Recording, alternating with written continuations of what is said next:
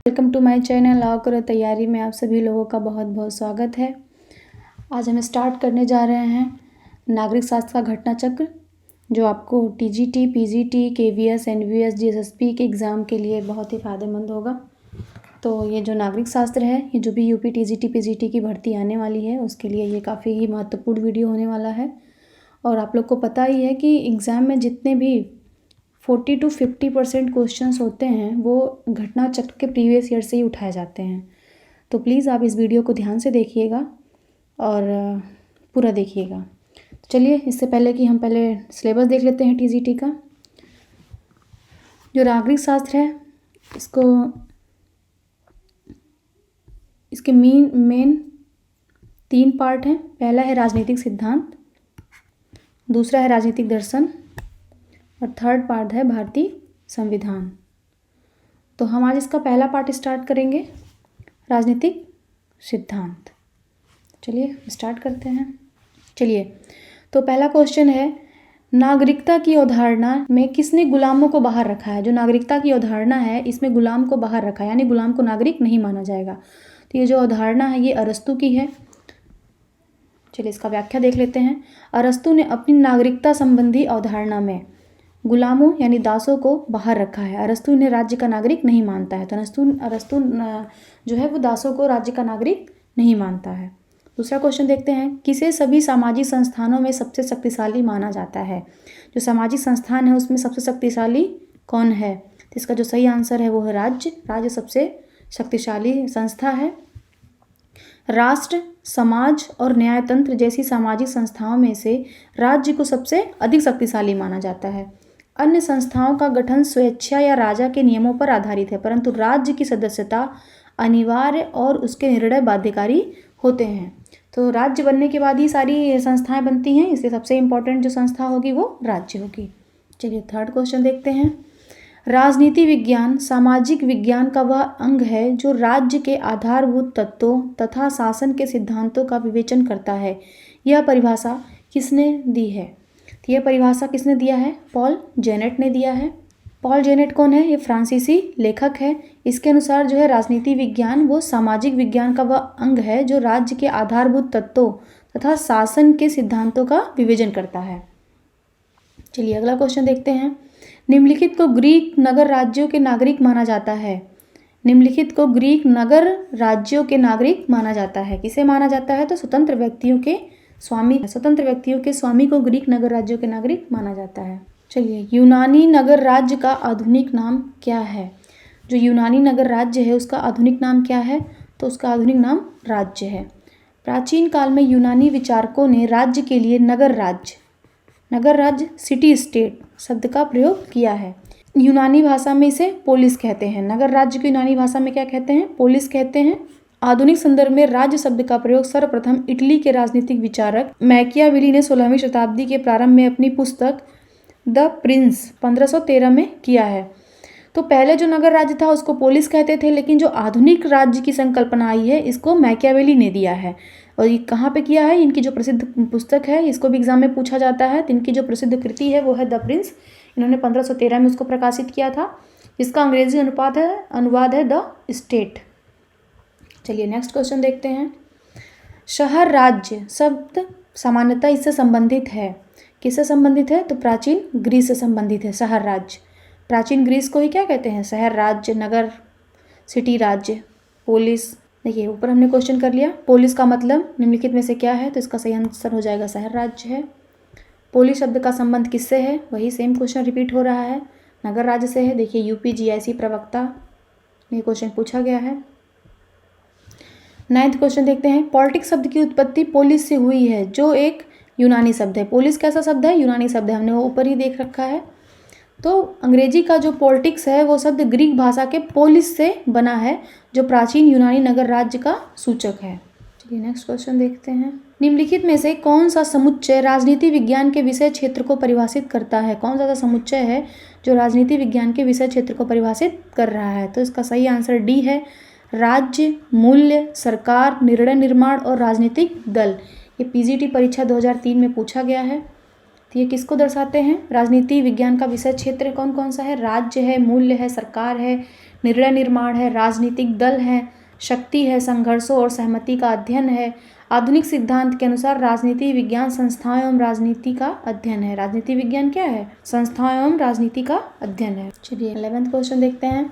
निम्न में से कौन सा एक राजनीति विज्ञान के आधुनिक उपागम के अध्ययन का क्षेत्र है?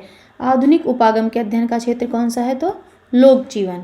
द्वितीय विश्व युद्ध के बाद राजनीति विज्ञान के क्षेत्र में नवीन दृष्टिकोण का उदय हुआ। यह निश्चित रूप से अधिक व्यापक और यथार्थवादी है। यह दृष्टिकोण व्यवहारवादी दृष्टिकोण के नाम से भी प्रसिद्ध हुआ है। यह जो दृष्टिकोण है ये व्यवहारवादी दृष्टिकोण के नाम से भी जाना जाता है। इससे इस बात पर बल दिया गया कि वर्तमान समय में समस्त मानव जीवन एक इकाई का रूप धारण कर लिया है और मानव जीवन के विविध पक्षों को एक दूसरे से अलग नहीं किया जा सकता। इसलिए राजनीति विज्ञान को ऐसा विज्ञान नहीं समझा जाना चाहिए जो मनुष्य को केवल राजनीतिक क्रियाकलापों का अध्ययन करता है। अतः यह कहना उचित होगा कि राजनीति विज्ञान मूलतः मनुष्य के राजनीतिक जीवन तथा क्रियाकलापों का तथा इसके संदर्भ में मानव जीवन के सामाजिक, आर्थिक, धार्मिक तथा अन्य पक्षों का अध्ययन करता है। चलिए नेक्स्ट क्वेश्चन देखते हैं। निम्नलिखित में से कौन सा आधुनिक राजनीतिक विज्ञान का लक्षण नहीं है? आधुनिक राजनीतिक विज्ञान का लक्षण नहीं है, तो इसका सही आंसर है वो है सी, मूल्य प्रधान अध्ययन। ये राजनीति विज्ञान का लक्षण नहीं है। मूल्य प्रधान अध्ययन परंपरागत राजनीतिक विज्ञान की प्रमुख विशेषता है, जबकि अन्य तीनों विकल्प आधुनिक राजनीतिक विज्ञान से संबंधित हैं। क्योंकि जो मूल्य प्रधान है ये परंपरागत राजनीतिक विज्ञान की विशेषता है, और जो ये तीन अन्य हैं, जो शक्ति का अध्ययन, अंतर अनुशासनात्मक अध्ययन, मानवीय क्रियाओं का अध्ययन, आधुनिक राजनीतिक विज्ञान से संबंधित हैं। हालांकि बाद में मूल्यों को भी आधुनिक दृष्टिकोण में शामिल कर लिया गया है। ये नेक्स्ट क्वेश्चन देखते हैं। राजनीति विज्ञान इसकी एक शाखा है। किसकी शाखा है? डी, समाज विज्ञान की एक शाखा है राजनीति विज्ञान। सामाजिक विज्ञान मानव समाज का अध्ययन करने वाली शैक्षिक विधा है। प्राकृतिक विज्ञानों के अन्य विषयों का एक सामूहिक नाम है। सामाजिक विज्ञान क्या है? ये जो प्राकृतिक विज्ञान होते हैं उन्हीं विज्ञानों के एक वो भाग है, उनका एक सामूहिक नाम है। इसमें नृविज्ञान, पुरातत्व, अर्थशास्त्र, भूगोल, इतिहास, राजनीति शास्त्र, समाजशास्त्र आदि विषय सम्मिलित हैं। अतः राजनीति विज्ञान एक प्रमुख सामाजिक विज्ञान है तथा इसका संबंध किससे है? राज्य से है। राजनीति विज्ञान इससे संबंधित है। किससे संबंधित है? राजनीतिक सत्ता से संबंधित है। चलिए, राजनीति विज्ञान आधुनिक दृष्टि से वह शास्त्र है जो मानवीय क्रियाओं, शक्ति, राजनीतिक व्यवस्था, समस्याओं तथा उनके समाधानों से संबंधित है। नेक्स्ट क्वेश्चन है। निम्नलिखित कथनों पर विचार कीजिए तथा नीचे दिए गए कूट से सही उत्तर का चयन कीजिए। राजनीतिक विज्ञान राजनीति का व्यवस्थात्मक अध्ययन है। यह सैद्धांतिक और शोधपरक है। यह पूर्णतः वैज्ञानिक और पूर्णतः नैतिकतावादी है। इसे यदि अच्छा राजनीतिक विज्ञान होना है तो इसे दर्शनात्मक और वैज्ञानिक होना है। इसका जो सही आंसर है वो है सी 1, 2 और 4, यानी 3 आपका गलत है। यह पूर्णतः वैज्ञानिक और पूर्णतः नैतिकतावादी है, ये गलत है। क्यों? क्योंकि जो विज्ञान है इसके जो नियम हैं वो विज्ञान के नियमों से परे हैं और ना ही ये नैतिक हैं, क्योंकि इसमें नैतिक अनैतिक सभी मूल्यों का अध्ययन होता है। निम्न में से कौन सा कथन सही है? राजनीतिक विकास सर्वसत्तावादी व्यवस्था को जन्म देता है। राजनीतिक विकास लोकतंत्र का निर्माण करता है, यही सही होना चाहिए। राजनीतिक विकास क्या करता है? लोकतंत्र का निर्माण करता है। राजनीतिक विकास कुलीन तंत्र का निर्माण करता है। राजनीतिक विकास अस्थायित्व उत्पन्न करता है, लेकिन इसका सही आंसर होगा वो होगा बी। जो राजनीतिक विकास का तात्पर्य है वो शासन प्रक्रियाओं में नागरिकों की भागीदारी है। यह भागीदारी शासन के लोकतांत्रिक स्वरूप में अधिक स्पष्ट होती है। अतः राजनीतिक विकास लोकतंत्र के निर्माण में महत्वपूर्ण भूमिका निभाता है। चलिए अगला क्वेश्चन देखते हैं। निम्नलिखित में से कौन सा राजनीति शास्त्री राजनीतिक विकास की अवधारणा से संबंधित है? तो इल्चमैन राजनीति विकास की अवधारणा से संबंधित है। देखिए, रुडोल्फ का संबंध प्रशासनिक चिंतन से है और लॉसवेल का राजनीतिक शक्ति की संकल्पना से है। गोल्ड हैमर का मुख्यतः अनुवाद के रूप में प्रसिद्ध हैं, अनुवादक के रूप में। एडवर्ड सील्स के अनुसार राजनीतिक विकास को मापा जाना चाहिए। एडवर्ड सील्स कहते हैं उनके अनुसार कि राजनीतिक विकास को मापा जाना चाहिए, तो जिसका सही आंसर है वो ए, देश की राजनीतिक संस्थाओं से राजनीतिक विकास को मापा जाना चाहिए। एडवर्ड सील्स के अनुसार राजनीतिक विकास को देश की राजनीतिक संस्थाओं से मापा जाना चाहिए। इस संबंध में उन्होंने 5 प्रकार की व्यवस्थाओं का वर्णन किया है। कितने प्रकार की? 5 प्रकार की। किसने? एडवर्ड सील्स ने। क्या है व्यवस्थाएं? राजनीतिक लोकतंत्र, नाम मात्र का लोकतंत्र, आधुनिकीकृत स्वेच्छातंत्रवाद, सर्वाधिकारी गुणतंत्रवाद और परंपरागत गुणतंत्रवाद। चलिए नेक्स्ट क्वेश्चन देखते हैं। उत्पत्ति की दृष्टि से कौन सा सामाजिक विज्ञान राजनीति विज्ञान से पूर्व का है? कौन सा जो सामाजिक विज्ञान है वो राजनीति विज्ञान से पूर्व का है? तो दर्शन शास्त्र। दर्शन शास्त्र को सभी सामाजिक विज्ञानों का जनक होने का श्रेय प्राप्त है। दर्शन शास्त्र को क्या कहा जाता है? सामाजिक विज्ञान का जनक कहा जाता है। राजनीति विज्ञान का उद्भव भी दर्शन शास्त्र से ही हुआ है। देखिए, पॉलिटिक्स शब्द की व्युत्पत्ति पोलिस शब्द से हुई है, जो निम्न में से किस भाषा से लिया गया है? ऊपर हमने क्वेश्चन कर लिए हैं, तो ये यूनानी भाषा का शब्द है। राजनीति शब्द की उत्पत्ति पोलिस से हुई है, यह पोलिस किस भाषा का है? फिर वही क्वेश्चन रिपीट हो रहा है, तो ये ग्रीक भाषा का शब्द है। चलिए 22 क्वेश्चन देखते हैं। आधुनिक राजनीतिक सिद्धांत के प्रमुख समर्थक हैं। आधुनिक राजनीतिक सिद्धांत के कौन प्रमुख समर्थक हैं निम्न में से? तो Charles Merriam, David Easton, Harold Lasswell, ये उपयुक्त सभी हैं। देखिए, टीजीटी परीक्षा 2005 में पूछा गया और 2009 में भी पूछा गया है क्वेश्चन। तो आधुनिक राजनीतिक सिद्धांत के प्रमुख समर्थक हैं Charles Merriam, Graham Wallas, Leonard White, Quincy Wright, Harold Lasswell, Frederick Schuman, V O Key junior, Gabriel Almond, Herbert Simon, David Truman, David Easton, Catlin. चलिए 23वां क्वेश्चन देखते हैं। राजनीति विज्ञान का संबंध राज्य तथा उसके साधन सरकार से है, यह किसने कहा है? तो ये डिमॉक ने कहा है। डिमॉक ने क्या कहा है कि जो राजनीति विज्ञान का संबंध है वो राज्य तथा उसके साधन सरकार से है, राज्य के साधन सरकार से है। तो याद रखिएगा, राज्य और साधन सरकार, ये डिमॉक बात करता है। मार्शल एडवर्ड डिमॉक, इसका पूरा नाम है मार्शल एडवर्ड डिमॉक, एक अमेरिकी राजनीतिक वैज्ञानिक है एवं लोक प्रशासन के प्रोफेसर थे। ये डिमॉक को लोक प्रशासन एवं सरकार के क्षेत्रों का विस्तृत अध्ययन करने के लिए जाना जाता है। डिमॉक ने कहा कि राजनीति विज्ञान का संबंध राज्य तथा उसके साधन सरकार से है। चलिए 24वां क्वेश्चन देखते हैं। किसने कहा राजनीति शास्त्र का संबंध राज्य से प्रारंभ और राज्य के साथ ही अंत? मतलब वो जो राजनीति शास्त्र राज्य से ही क्या हो रहा है? प्रारंभ हो रहा है और राज्य से ही अंत हो रहा है। किसने कहा है? तो ये बहुत प्रसिद्ध स्टेटमेंट है, ये गार्नर ने कहा है। तो जो गार्नर की बुक है, गार्नर ने अपनी प्रसिद्ध पुस्तक पॉलिटिकल साइंस एंड गवर्नमेंट में राजनीति विज्ञान की प्रकृति एवं विषय क्षेत्र के संबंध में कहा है कि राज्य ही राजनीति विज्ञान का आरंभ और अंत है। इसका संबंध राज्य के सिद्धांत, संगठन, शासन, व्यवहार से है। इसके साथ साथ राज्य की उत्पत्ति एवं प्रकृति का परीक्षण, राजनीतिक संस्थाओं की प्रकृति, इतिहास एवं राज्य के रूपों की जांच पड़ताल तथा जहां तक संभव हो राजनीतिक प्रगति एवं विकास के नियमों को निगमित करना इसके क्षेत्र में आता है।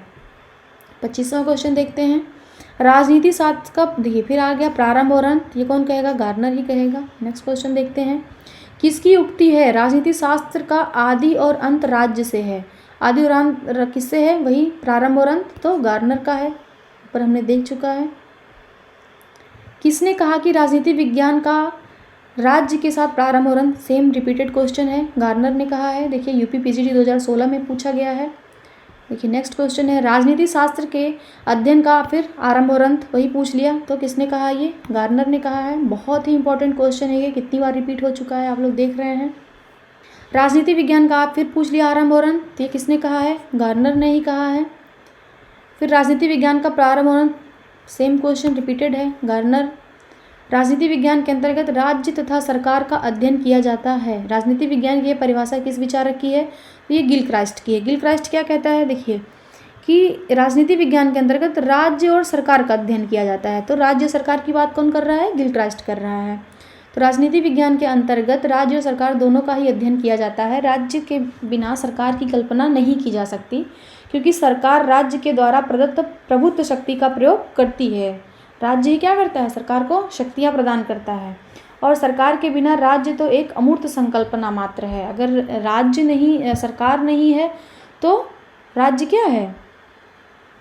अमूर्त कल्पना है। गिल क्राइस्ट ने इसी को परिभाषित करते हुए लिखा है कि राजनीति विज्ञान राज्य और सरकार की सामान्य समस्याओं का अध्ययन करता है। पॉल जेनेट ने भी संदर्भ में लिखा है। पॉल जेनेट एक अन्य विचारक है। वो क्या लिखता है? राजनीति विज्ञान समाज विज्ञान का वह अंग है जिसमें राज्य के आधार और सरकार के सिद्धांतों पर विचार किया जाता है। नेक्स्ट क्वेश्चन देखते हैं। निम्नलिखित में से किसने राजनीति विज्ञान को शक्ति का विज्ञान के रूप में परिभाषित किया है? शक्ति का विज्ञान किसने माना है? देखिए, शक्ति का विज्ञान किसने कहा है? तो कैटलिन ने बोला है। तो शक्ति को राजनीति विज्ञान का केंद्र मानते हुए कैटलिन ने कहा है कि राजनीति एक व्यक्ति द्वारा दूसरे व्यक्ति पर प्रभुत्व स्थापित करना है। राजनीति का क्या काम है? ये एक व्यक्ति द्वारा दूसरे व्यक्ति पर प्रभुत्व स्थापित करती है। इसके लिए वह नैतिक और अनैतिक सभी तरह के तरीकों को अपनाती है। चलिए नेक्स्ट क्वेश्चन देखते हैं। नागरिक शास्त्र शब्द की उत्पत्ति सिविक और सिविटास शब्द से हुई है। यह कैसा शब्द है? सिविक और सिविटास। जो नागरिक शास्त्र है, सिविक्स है जो हमारा, जो सिविक्स से नागरिक शास्त्र को इंग्लिश में सिविक्स कहते हैं, तो इसकी जो उत्पत्ति है ये सिविक और सिविटास से हुई है। तो ये कैसे शब्द हैं? तो ये एक लैटिन शब्द हैं। नागरिक शास्त्र शब्द की उत्पत्ति सिविक और सिविटास से हुई है। यह एक लैटिन शब्द है। शब्द सिविक अर्थात नागरिक एवं सिविटास से अभिप्राय नगर राज्य, दोनों शब्दों के संयोग से सामाजिक विज्ञान के नागरिक शास्त्र नामक शब्द की उत्पत्ति हुई है। नगर और नगर राज्य। नागरिक शब्द के नागरिक शास्त्र के अध्ययन का मुख्य विषय है। इनके अध्ययन का मुख्य विषय क्या है? नागरिकता। नागरिक शास्त्र नागरिकता, नागरिक जीवन एवं नागरिक संस्थाओं का अध्ययन करता है। किसका? नागरिकता का, नागरिक जीवन का और नागरिक संस्थाओं का। नागरिक शास्त्र के अंतर्गत मुख्यतः नागरिकता का अध्ययन किया जाता है। राजनीति शास्त्र के पिता माने जाते हैं। राजनीति शास्त्र के पिता किसे माना जाता है? तो अरस्तू को माना जाता है। राजनीति शब्द का सर्वप्रथम प्रयोग यूनान के दार्शनिक, अरस्तू कहाँ का दार्शनिक था? यूनान के दार्शनिक अरस्तू ने किया। उन्होंने अपनी पुस्तक का नाम पॉलिटिक्स रखा। तो इम्पॉर्टेंट पॉइंट है कि पॉलिटिक्स किसकी पुस्तक है? तो अरस्तू की है, जिसका अर्थ राजनीति होता है। अरस्तू ने कई देशों के संविधानों का तुलनात्मक अध्ययन किया तथा राजनीति को नीति शास्त्र से अलग करके एक स्वतंत्र विषय के रूप में मान्यता प्रदान की। अरस्तू ने क्या किया? राजनीति शास्त्र को नीति शास्त्र से अलग रखा। अरस्तू ने इसे सर्वोच्च विज्ञान, मास्टर साइंस की संज्ञा दी है, पॉलिटिक्स को। अतः राजनीति शास्त्र का जनक होने का श्रेय अरस्तू को ही प्राप्त है। अरस्तू को वरीयता देता है। अरस्तू किसको वरीयता देता है? तो पॉलिटी को वरीयता देता है। Next question. प्रथम राजनीति वैज्ञानिक के नाम से कौन जाने जाते हैं? राजनीति वैज्ञानिक किसे कहा जाता है? प्लेटो, महात्मा गांधी, जवाहरलाल नेहरू, अरस्तू। तो हमने देखा अरस्तू क्या है? जनक है राजनीति विज्ञान का, तो इसे ही माना जाता है। राजनीति विज्ञान को स्वतंत्र विज्ञान का रूप निम्न में से किस विचारक ने दिया है? स्वतंत्र विज्ञान। राजनीति विज्ञान को स्वतंत्र विज्ञान किसने कहा है? तो ये अरस्तू ने ही कहा है। निम्न में से किस विचारक ने राजनीति विज्ञान को श्रेष्ठतम विज्ञान की संज्ञा दी है? तो अरस्तू ने ही श्रेष्ठतम विज्ञान दिया है। राजनीति शास्त्र का पिता किसे कहा जाता है? तो राजनीति शास्त्र का पिता कौन है? अरस्तू है। किसने कहा कि निश्चित भूभाग राज्य का आवश्यक तत्व नहीं है? सीले ने क्या कहा कि जो निश्चित भूभाग है वो राज्य का आवश्यक तत्व नहीं है। राजनीतिक वैज्ञानिक सीले के अनुसार निश्चित भूभाग या निश्चित प्रदेश राज्य का आवश्यक अंग नहीं है। इसी प्रकार का विचार लियोन डिग्विड तथा अंतर्राष्ट्रीय कानून के विद्वान हॉल द्वारा भी व्यक्त किया गया है। इनके अनुसार क्षेत्र या निश्चित भूभाग राज्य का अनिवार्य तत्व नहीं है। वर्तमान समय में राज्य के निम्नलिखित अनिवार्य तत्व माने जाते हैं। कौन कौन है? देखिए, जनसंख्या है, निश्चित भूभाग है, सरकार है, संप्रभुता है।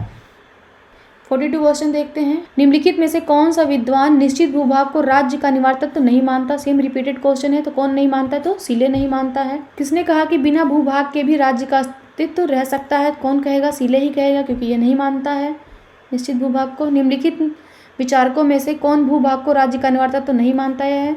तो सीले नहीं मानता। सेम रिपीटेड क्वेश्चन है। निम्न में से कौन सा विद्वान भूमि को राज्य का आवश्यक तत्व नहीं मानता? सेम रिपीटेड है। देखिए, इसका आंसर यहाँ पे गलत दिया है। कौन नहीं मानता है? सीले नहीं मानता है। निम्नलिखित में से किसने भूमि को राज्य का आवश्यक तत्व नहीं माना जाता है? किसने भूमि को राज्य का आवश्यक तत्व नहीं माना है? तो विलोबी ने भी नहीं माना है। विलोबी ने भूमि को राज्य का आवश्यक तत्व नहीं माना है। सुकरात, प्लेटो, अरस्तु ने राज्य के विभिन्न अंगों का विस्तार से वर्णन नहीं किया है। व्यक्ति का समस्त महत्व और उसकी संपूर्ण आध्यात्मिक यथार्थता जो कुछ उसे उपलब्ध है इसलिए है कि वह राज्य का सदस्य है। यह कथन किसका है? तो यह हीगल का कथन है। हीगल व्यक्ति और राज्य के संबंध को लेकर उदारवादियों के विपरीत यह मान्यता है कि हीगल जो है वो व्यक्ति और राज्य के बीच संबंध को बताता है और ये उदारवादियों के विपरीत मानता है कि व्यक्ति अपने सत्य, अपने वास्तविक अस्तित्व और नैतिक पद की प्राप्ति राज्य का घटक होकर ही रह सकता है। किसने कहा राज्य पृथ्वी पर ईश्वर की गति है? तो हीगल ने ही कहा। हीगल राज्य को व्यक्ति से ऊपर मानता है। हीगल 19वीं शताब्दी के पूर्वार्ध का जर्मन दार्शनिक। हीगल कैसा दार्शनिक है? क्वेश्चन में पूछा जाता है तो जर्मन दार्शनिक है। इसे आदर्शवाद का प्रमुख उन्नायक माना जाता है। आदर्शवाद के अनुसार इस जगत की समस्त वस्तुएं और सामाजिक संस्थाएं विचार तत्व की अभिव्यक्ति हैं। इसी संदर्भ में हीगल ने कहा है कि राज्य पृथ्वी पर ईश्वर की गति है। इसके अनुसार राज्य आत्मा के उच्चतम विकास का प्रतीक है। यह ईश्वर की महायात्रा का अंतिम पड़ाव है। चलिए नेक्स्ट क्वेश्चन देखते हैं। राज्य पृथ्वी पर ईश्वर का पदक्षेप है, किसने कहा है? तो ये हीगल ने ही कहा है। देखिए जो उसकी बुक है हीगल की, द फिलॉसफी ऑफ राइट्स, इसमें वो राज्य को मानवीय चेतना का विराट रूप कहा है। हीगल के अनुसार राज्य चेतना की साकार प्रतिमा है, इसलिए राज्य का कानून वस्तुपरक चेतना का मूर्त रूप है। अतः जो कोई कानून का पालन करता है वही स्वतंत्र है। इस प्रकार हीगल ने निरंकुश राज्य का समर्थन किया है। किसका? निरंकुश राज्य का समर्थन करते हुए व्यक्ति को विरोध का अधिकार नहीं दिया। मुसोलिनी हीगल के इसी विचार से प्रभावित थे। देखिए हीगल कैसे किसको इम्पोर्टेंस दे रहा है? तो निरंकुश राज्य का समर्थन कर रहा है। और जो मुसोलिनी थे वो भी हीगल से ही प्रभावित थे, इसलिए हीगल को फांसीवाद का आध्यात्मिक गुरु भी कहा जाता है। फांसीवाद का आध्यात्मिक गुरु कौन है? तो हीगल ही है। चलिए लास्ट क्वेश्चन हम देखते हैं। राज्य पृथ्वी पर ईश्वर का पदक्रम है, सेम रिपीटेड क्वेश्चन है, तो ये किसका स्टेटमेंट है? हीगल का है। तो आज हमारा 50 क्वेश्चन कंप्लीट होता है। अगले 50 क्वेश्चन को हम अपने अगले वीडियो में कवर करेंगे। और अगर आपको वीडियो हमारी पसंद आ रही है तो प्लीज़ हमारी वीडियो को लाइक करिए, चैनल को सब्सक्राइब करिए और शेयर करिए। Thank you.